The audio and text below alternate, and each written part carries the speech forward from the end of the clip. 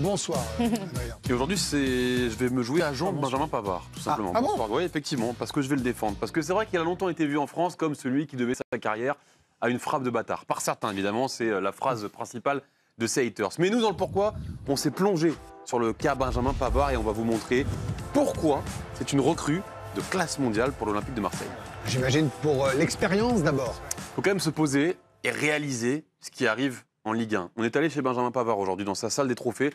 Je vais prendre ma respiration et vous donner tous les trophées remportés dans la carrière de Benjamin Pavard. Une Coupe du Monde, une Ligue des Champions, une Ligue des Nations, une Super Coupe d'Europe, une Coupe intercontinentale, 4 Bundesliga, une Serie A, une Coupe d'Allemagne, 2 Super Coupes d'Allemagne et une Super Coupe d'Italie. Je continue. Benjamin Pavard fait partie des 9 Français qualifiés cette saison en Ligue des Champions qui comptent le plus de matchs de Ligue des Champions, de C1 au compteur. Il est derrière des Grisou, des Mbappé, des Ousmane Dembélé. On va aller encore plus loin. C'est l'un des rares champions du monde de Ligue 1. Ça, on le sait, le 4e champion du monde qui débarque en Ligue 1. Mais ces 51 matchs de Ligue des Champions lui permettent d'être le 3e joueur hors Paris Saint-Germain avec le plus de matchs de Ligue des Champions.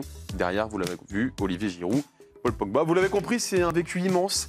Très rare pour notre championnat qui débarque en Ligue 1, qui débarque à l'Olympique de Marseille. Est-ce qu'il a laissé une belle image partout où il est passé, Benjamin Pavard? On a un petit peu enquêté, on s'est renseigné auprès de nos correspondants, savoir un petit peu d'abord en Allemagne ce qu'en ont pensé les supporters assez exigeants du Bayern Munich. Réponse avec notre correspondant sur place, Alexis Menuche.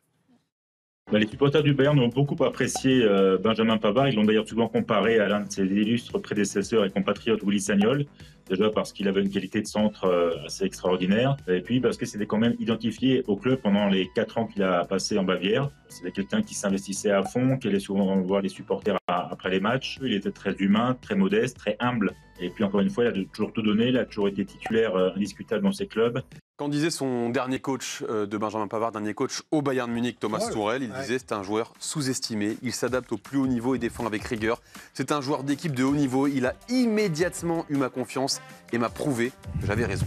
Alors, avec l'Inter, maintenant, ça a donné quoi? Il a été un peu blessé la saison passée, ce qu'on a pu peut-être lui reprocher du côté de l'Italie, mais on s'est quand même aussi rendu compte qu'il y avait quand même un Inter avec Pavard et un Inter sans Benjamin Pavard. 71% de victoire lorsqu'il est là, 60% lorsqu'il n'est pas là. Ça baisse évidemment en termes de buts encaissés. C'est le contraire, ça augmente, 0,8 buts encaissés par match lorsqu'il est là, 1,2 lorsqu'il n'est pas là. Et là encore, Simone Inzaghi disait cela lors de son arrivée. Je suis très content de Benjamin Pavard. C'est le joueur parfait pour notre système. Nous le voulions vraiment et nous en sommes satisfaits. On a encore demandé à un correspondant, cette fois-ci Valentino Paoluzzi, notre correspondant en Italie, ce qu'en pensaient justement les Italiens du cas Pavard. Benjamin Pavard a été perçu comme un joueur fiable, sérieux sur le terrain. Et il restera dans la mémoire collective comme un pilier de la meilleure Inter de ce millénaire, après évidemment celle qui a gagné la Ligue des Champions en 2010. Mais alors dites-moi, j'entends vos questions, j'entends les réponses. Est-ce qu'on peut considérer que Benjamin Pavard est un joueur sous-coté? On se rend compte de l'importance d'une personne lorsqu'elle s'en va. Évidemment, je ne parle pas d'une rupture amoureuse, mais des supporters ou des entraîneurs notamment qui ont perdu Benjamin Pavard. On commence avec le Bayern Munich, Thomas Tuchel, qu'est-ce qu'il disait? Perdre Pavard, c'est comme perdre 2 postes, 2 joueurs d'un coup. Aujourd'hui, Alexis Menuche nous le confirme, au Bayern, on le regrette encore, Benjamin Pavard. Benjamin a eu différents entraîneurs au Bayern, mais tous l'ont mis arrière droit dans une défense à 4, toujours. D'ailleurs, c'est à noter, depuis qu'il est parti, personne ne l'a remplacé, ni Noussair Mazraoui, encore moins Bounassar, Sacha Boué. Là, aujourd'hui, le titulaire, c'est Konrad Laimer, qui est normalement au milieu de terrain. Donc, ça montre aussi que pour les supporters, pour certains observateurs, ça a été une erreur de le laisser partir il y a 2 ans. Alors, même chose en Italie, j'imagine? On a regardé un petit peu ce qu'il se disait sur les internets. Alors, il faut savoir que la Gazzetta, par exemple, a un site spécialisé sur l'Inter qui s'appelle FC Inter 1908. Et le titre, c'était « Vendre Pavard est un incroyable but contre son camp ». L'Interista Tutto Sport, la vente de Pavard est une défaite. Et Virgilio Sport Italia, vendre Pavard est une erreur des propriétaires. Et là encore, on a l'avis de Valentin Paoluzzi. Après, sur le plan strictement technique des prestations individuelles, Pavard est regretté, d'autant que son remplaçant Akanji a un an de plus que lui. Finalement, on parle de joueurs de même niveau qui en plus va avoir le même salaire que lui. Donc à ce moment-là, le supporter se demande aussi pourquoi effectivement tout dernier se séparait d'un joueur qui s'était quand même intégré au club, au pays, pour repartir un peu de zéro avec un nouveau comme Akanji. Alors on revient à une dernière question. Pourquoi est-ce que finalement ils l'ont laissé partir? Parce que tout n'est pas non plus parfait, évidemment. On va apporter un petit peu de nuance là-dessus. C'est Valentin Paoluzzi qui va apporter un petit peu de nuance. Il y a d'abord une histoire dessous et une autre histoire assez surprenante. Est-ce que ses prestations sur ces 2 saisons ont été à la hauteur du prix auquel elle a été payée, 32 millions d'euros, également son salaire, 5 millions d'euros. Ça, on n'en est pas forcément convaincu. Après, si on parle de l'extra sportif, il y a eu ce fameux match de padel début juillet, en vacances en Sardaigne, avec Théo Hernandez d'ailleurs, au même moment où les coéquipiers de Benjamin Pavard disputaient à 50 degrés le mondial des clubs. Il a été forfait parce que son problème à la cheville qui le gênait depuis le mois de mars est revenu à la surface. La photo de ce match de padel a fini sur les réseaux sociaux. Et ça a forcément dérangé les dirigeants et les supporters aussi, au point qu'on se demande si c'était pas ça aussi peut-être la vraie raison de son départ. On l'a vu en tout cas, on l'a trouvé en tout cas la photo de Benjamin Pavard sur les internets encore une fois au padel avec Théo Hernandez. Alors on peut voir quand même qu'il a une belle musculature, Benjamin Pavard, bonne nouvelle pour les Marseillais. C'est comme nous quand on joue le matin. Mais l'OM peut dire merci au padel parce que grâce à ça, ils ont selon moi recruté un joueur de classe mondiale. Merci mon cher Adrien Coulombe. Merci Arthur Girard également qui nous a accompagnés ce soir. Et Baptiste Vautier. Et Baptiste Vautier bien sûr. Baptiste, à chaque fois on le fait à deux, on rajoute les noms. Moi je voudrais qu'on revienne sur ce dossier-là. Cette histoire de padel, parce qu'on a beaucoup dit d'autres choses. On parlera foot, évidemment, et la très bonne nouvelle pour l'OM, parce que sportivement, on est d'accord, il est vraiment très très bon. Benoît Tremoulinas, est-ce qu'il a commis une faute morale, notre cher Benjamin Pavard, en allant faire cette photo jouer au padel alors que ça trimait de l'autre côté pour la Coupe du Monde des clubs? Il était vraiment blessé? Grosse blessure? Ouais. C'est ça qu'on faut. Parce que imaginez que si c'était un joueur du PSG, un joueur de l'OM aujourd'hui, mais le pataquès que ça aurait fait. Là, nous on le voit de loin, mais l'Inter aussi, c'est des fous furieux, des fanatiques, des passionnés. C'est un gros club. Donc imaginez chez nous les gros clubs ou même dans un gros club anglais, la folie que ça aurait été au Real et au Barça, chez Guito. Vous aurez mis le paddle en gros, quoi. Effectivement, j'ai envie de le défendre, mais c'est vrai que là, bon, le paddle en plus. Alors quand il n'y a pas besoin d'avocat, on vous appelle. Il essaye. Grosse blessure, pas grosse blessure. On a joué ce matin ensemble, hein, Greg. Hein, donc effectivement, si nous, on n'était pas transférés à ce prix-là. Oui, mais effectivement, si on a une blessure, paddle, même si on n'est pas des grands joueurs de très haut niveau, vous et moi, malgré tout, on est quand même. Surtout vous. On est quand même ce matin plus vous. On est quand même assez sollicité. Donc oui, je pense que c'était une faute. Plus que maladroit. C'est juste que c'est une grosse faute de communication. Ouais. Et comment? Moi, j'avais pas vu la photo. Pas sur son compte. Hein. Non, mais je pensais que c'était une photo volée. Ah non, il pose. Non, mais oui, mais je viens de le voir ça. C'est-à-dire qu'en fait, t'es forfait pour le mondial des clubs pour une blessure. Alors il joue le premier match. Il joue le premier match au mondial des clubs. Après, tu t'en vas. Mais c'est pire. Il s'en va parce qu'il est touché à la C'est pire. Mais c'est pire. C'est-à-dire qu'en fait, après, tu vas faire un paddle et tu poses avec tes potes. Alors après, c'est pire, oui et non, parce que regardez, Paris, ils ont libéré Pacho, certes, qui jouait plus après pour 2 matchs. Cette Coupe du Monde, elle était longue et fatigante. Ils auraient pu lui dire, t'es blessé, va passer tes vacances, va t'amuser. Si tu joues un peu quand tu sens que ça va mieux, je veux dire, ça, c'est presque plus défendable. Tu peux un petit peu attendre, en fait, Greg. Franchement, je le connais pas. Je pense qu'on a tous une sympathie, moi, depuis 2018, pour Pavard. C'est un petit que je connais pas, mais que j'aimerais bien. Moi, je serais éternellement reconnaissant. Mais moi aussi. Voilà. Une fois qu'on a dit ça, mais tu peux pas faire ça. Tu peux pas faire ça. Ou tu fais pas la photo. Tu fais pas la photo. Mais tu fais pas la photo. Mais bien sûr, je veux dire, tu fais pas la photo. Bon, une fois qu'on a ouvert ce. En tout cas, Jérôme, il est torse bombé quand même.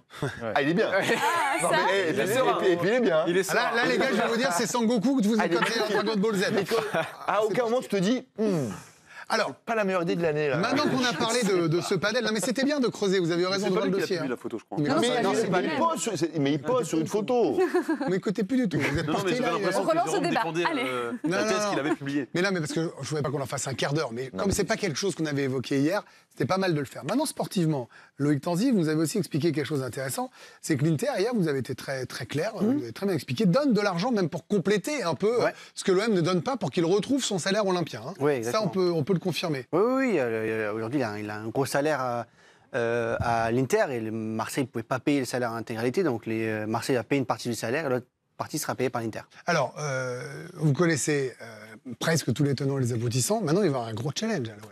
Parce que à l'Inter, il était un très bon joueur parmi d'autres très bons joueurs. Là, très clairement, avec le départ de Rabiot, pour moi, là, il est la star de l'OM aujourd'hui. Mais il sera attendu. C'est ce qu'il voulait. Hein. C'est ce qu'il voulait parce que quand il a fait Lille, il est parti de Lille, Stuttgart, le Bayern et l'Inter. Au Bayern, c'était un grand joueur parmi tant d'autres. À l'Inter, c'est un grand joueur parmi tant d'autres. Voilà. Là, il arrive comme le taulier de l'équipe. C'est lui la star de l'équipe.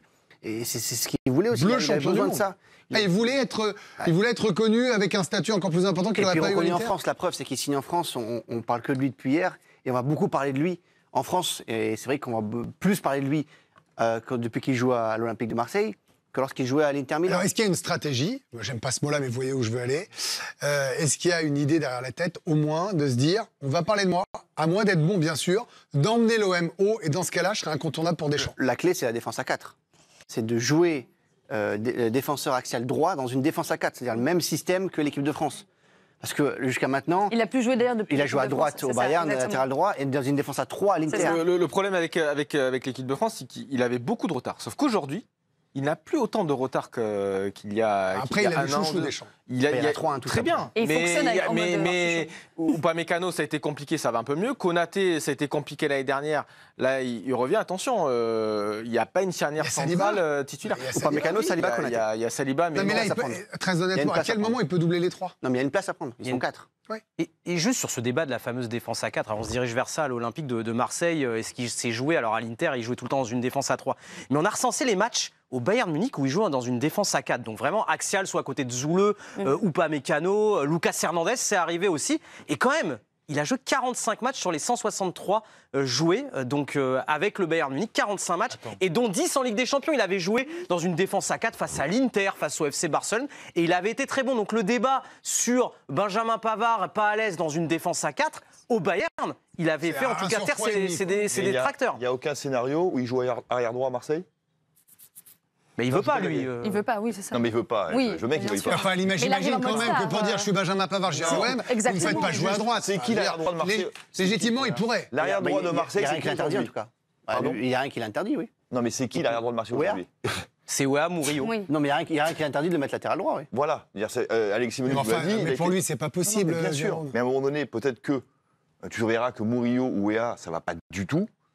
Et que peut-être qu'à un moment, tu te dis, j'ai Pavard qui a fait 200 matchs au Bayern arrière droit, qui était très bon, que tous les coachs. Oui, mais il vient pour ont jouer censé. à sa place préférée aussi, à sa position préférée. Mais je quand même, demande Jérôme. juste. Quand tu viens en qui mode avait- star comme ça, avec toutes Je les sais. attentes qu'il y a autour Mais de toi, qui je à pense que droite tu à viens sa dans ta place position préférentielle. Mais Timothy Wea à droite, qui est arrière droit depuis 2 ans dans sa carrière.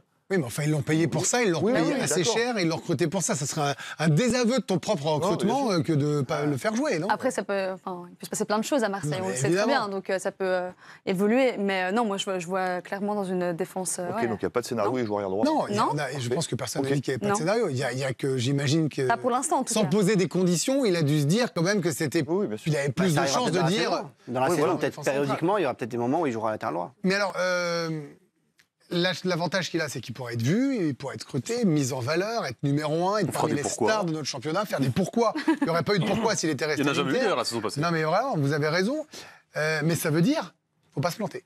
Alors, on lui fait confiance, on lui souhaite pas, et c'est pas l'idée d'être chat noir, mais il a une vraie pression, Loïc. Là, il s'est mis une pression où, s'il veut être le 4e de la liste de Deschamps en défense centrale, il faut pas se rater. C'est un challenge majeur pour lui dans sa carrière. À 29 ans, aujourd'hui, réussir à l'Olympique de Marseille, terminer 2e avec l'OM et pas trop loin, si possible, du Paris Saint-Germain, ce serait une énorme réussite. 3e journée, on joue plus le titre. Oui, ça c'est déjà. Oui. Bah, je sais pas, faites semblant d'encore un an d'émission. Potentiellement, le 21 septembre, ils sont à 9 points déjà. Donc, ça paraît compliqué. Moi, j'aimerais bien, j'adorerais dire que l'OM joue le titre. Et en début de saison, je disais que l'OM devait jouer le titre et devait le dire en plus, devait publiquement annoncer jouer le titre. Maintenant, je pense que ça sera, Ils ont sera pas peut-être bien possible. fait de ne pas vous écouter. Parce que Bah, le démarrage c'est difficile. C'est pas grave. Déjà, si tu refais 2e, ce sera bien. Mais alors, est-ce que. Bah non, ça sera ma dernière question. Est-ce qu'un garçon expérimenté, talentueux, comme Benjamin Pavard, va aider cet OM au départ poussif et devenir le leader, le relais de Zerbi, celui qui va monter l'exemple et consolider cette défense, on en est à peu près sûr, et permettre à cette équipe d'être, allez, véritablement la 2e force de ce championnat, Séverine. Mais oui, mais même Raphaël a fait tout le palmarès, Adrien, excuse-moi, a fait tout le palmarès de Benjamin Pavard. Je me dis qu'un joueur avec une telle expérience du haut niveau et tout ce qu'il a remporté, tout ce qu'il a apporté dans toutes les équipes dans lesquelles il a joué, mais bien sûr que oui. Rouli, quand il est Vraiment. gardien, il voit Pavard devant lui, il pense quoi, Jérôme Alonso? Mais plus serein. Qu'est-ce qu'il pense entre Balerdi et Pavard? Si c'est la question que vous me posez, je me dis, vamos. plus serein. Il dit. Non, mais évidemment, quand tu as un joueur, Rouli connaît parfaitement le football, il sait très bien que Pavard est un top défenseur mondial, de niveau mondial, avec un palmarès mondial. Donc il est évidemment content. Il voit arriver Medina, il n'est pas mécontent. Et il voit arriver Aguerd, il est encore plus content. Mais oui. Voilà. Donc oui, Rouli est content. Non, je suis complètement d'accord avec Jérôme. Par contre, effectivement, je pense que Pavard doit être le leader de cette équipe. Il doit s'imposer en tant que tel. Et je pense même, et je vais aller même plus loin, que que peut-être par la suite, ce sera le capitaine de l'Olympique de Marseille. Ah, c'est quelque chose qui Bien sûr. l'ambitionnerait ou pas? Oui. Si Ballardi est sur le banc, Ouais. bah, Ah bah pourquoi oui. pas. Ah non, mais bien sûr. C'est celui qui a le plus d'expérience dans l'effectif, avec Aubameyang, donc ouais. Alors, il y a Højbjerg quand même. Højbjerg, Højbjerg, un peu, oui, c'est vrai. excusez-moi, mais Pardon, Højbjerg et Højbjerg. Aubameyang, je pense qu'Aubameyang a Højbjerg. plus d'expérience que Benjamin Pavard. Oui, Il a plus de Aubameyang, matchs. oui. Pavard, on l'a vu, a plus de matchs en Ligue des Champions. Bien sûr, vous avez décidé de m'embêter. Mais je vous aime encore plus pour ça.